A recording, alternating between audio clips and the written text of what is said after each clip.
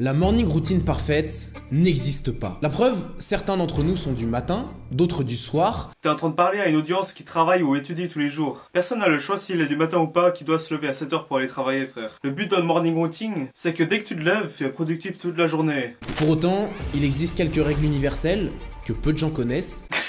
Que peu de gens connaissent. C'est la 5e fois que tu fais une vidéo morning routine, tout le monde les connaît maintenant. Pour commencer, tu vas réduire au maximum le nombre de stimulations au fur et à mesure de la soirée. On fait en sorte d'arrêter de travailler 2-3 heures avant de se coucher. 2-3 heures avant d'aller se coucher? Mais t'es complètement fou. La plupart des gens ils rentrent chez eux à 2-3 heures avant d'aller se coucher. Justement, si tu veux être riche, il faut travailler au moins 4 heures. On évite la caféine plutôt 8 voire même 10 heures avant d'aller se coucher. Non, pour la caféine, tu te trompes encore, mec. Il y a des personnes qui peuvent prendre des cafés toute la journée. Il y en a d'autres qui doivent modérer, mais 6 heures avant, c'est bien assez. On fait en sorte de réduire au maximum la lumière parce que c'est très important. Toute ma vie, j'ai regardé mon téléphone jusqu'à ce que mes yeux ils se ferment. Ça m'a jamais posé de soucis. Si tu veux être productif et réussir dans la vie, mon aristocrate, suis surtout pas ces conseils. Travail, travail, travail. Vas-y, abonne-toi et on passe à la suite. Donc moi pour ça j'ai une technique très simple qui est d'avoir une lampe frontale que je prends vers 21h, 22h, on va dire dans les 30 minutes, 1 heure avant d'aller me coucher pour ne pas voir la lumière. Vraiment faut pas que je la voie et qu'elle soit vraiment très fine.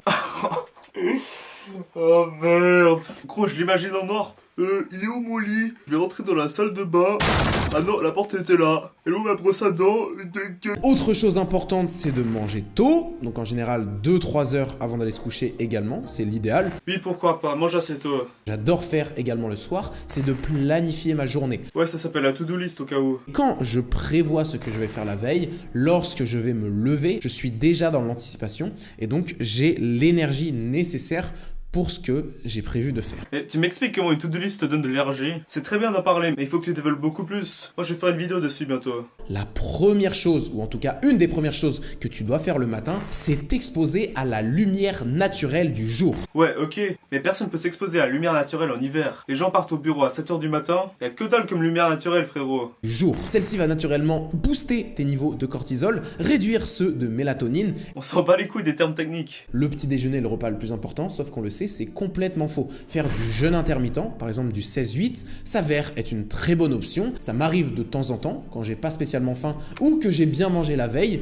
de sauter le petit déjeuner et ça me fait grand bien. Ouais, mais si tu veux faire une prise de masse, t'es obligé de manger le matin. Au matin, il faut que tu manges beaucoup de beurre de cacahuète parce qu'il y a de la prot dedans, de l'avoine, un fruit comme une banane et des œufs. Maintenant, si tu manges le matin, il semblerait que les lipases qui sont en grande quantité. Et pour ça, on peut par exemple manger des œufs. Les œufs s'avèrent être une excellente parce qu'elles contiennent. Alors maintenant, le mec, il est en train de nous faire un roman comme Molière. Bref, vous mangez ce que vous voulez.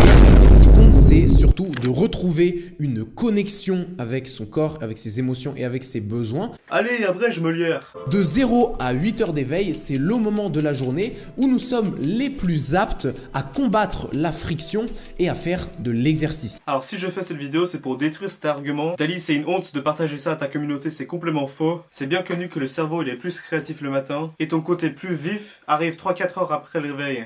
Boire une eau de meilleure qualité, c'est important et c'est pour ça que personnellement, je la filtre et j'utilise le système Berkey qui est plutôt pas mal. Alors ça c'est bien un truc complotiste de filtrer son eau, mais si tu le fais quand même, c'est important d'être au courant que ton filtre va enlever les minéraux essentiels qu'il y a dans l'eau et il faut que tu indulges ces minéraux autrement. Tu peux par exemple grailler un cristal de sel tous les jours. Vous pouvez vous permettre de faire même un jeûne intermittent sec où vous ne consommerez pas de boisson, vous ne buvrez pas le matin et c'est ok encore une fois. Alors ça t'as complètement faux. Au matin c'est bien de boire un verre d'eau pour se réveiller. Ça permet d'enlever la mélatonine qu'il y a dans le corps. Il y a des statistiques pour le prouver en plus, gros fou. Où on me disait il faut boire plus d'eau, on boit pas assez machin. Donc c'est ce que j'avais fait. Mais au final, j'étais complètement en surstimulation de mes reins. Vas-y, alors là on fait équipe. Les gens concernés, vous êtes grave chelou. Alors merci d'avoir regardé. D'ailleurs j'espère que t'as honte. Je t'ai bien détruit aujourd'hui. Je vais sortir ma propre morning routine bientôt. Alors allez suivre ma chaîne et devenez un aristocrate. Allez, peace.